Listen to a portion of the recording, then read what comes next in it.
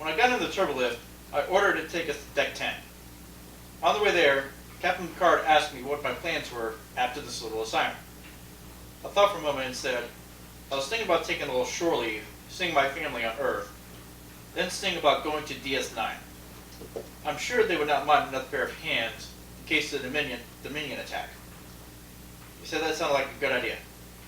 Then he said that for my final assignment on the Enterprise, and for my first assignment as captain, he wanted me to take over the investigation. I said, thank you, sir. I won't let you down. The lift let us off at Deck 10, and we headed for 10 forward. 10 forward was the ship's local bar and gathering place for ship personnel and guests. It did have one of the best views on the ship. When we arrived, we went in and I saw Geordi and Data at the bar talking to Guinan. And I was not sure, but I swear I saw a huge smile on Data's face. I quickly dismissed that and spotted one of the waiters. He came over to us and I said that we were looking for Dr. Storm from the observatory. He pointed over to one of the windows and I spotted him. I said, thank you. The Captain Picard and myself walked over to him. When I got close enough, I called his name. Dr. Storm. He turned around. Yes. Then when he saw us, he said, oh yes, Captain Picard and Captain Dibble. Thank you for seeing me. Since I was in charge, I said, I understand there's something urgent you want to speak to us about. He said, yes, I must return to the observatory immediately.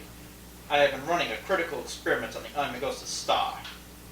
Unfortunately, I had to turn down his request. We are still running our investigation into the attack. As soon as he tried to interrupt me, but I did not let him. As soon as that is complete, I will allow you and your colleagues to return. Until then, there is nothing I can do.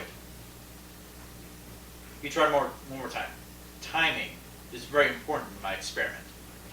If it is not completed within the next 12 hours, years of research will be lost.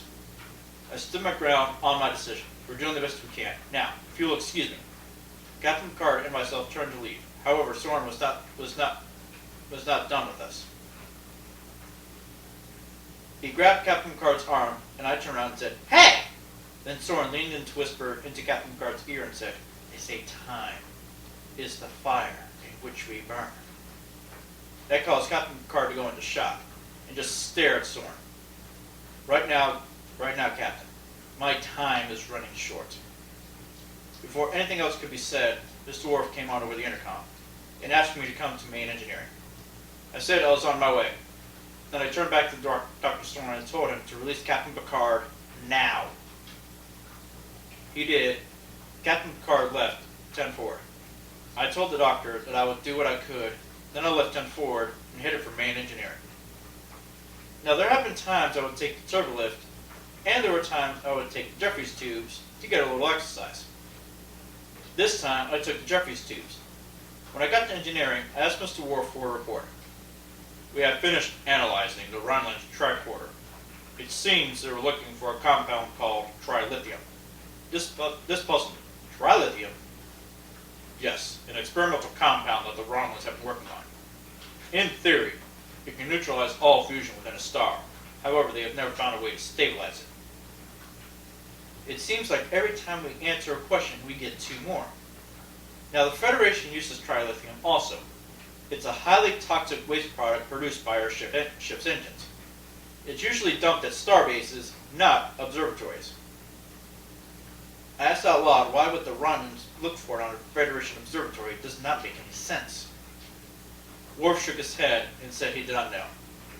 I told him to have Data and Geordi beam over with the next away team. Have them scan for any trilithium traces. He said, aye, sir.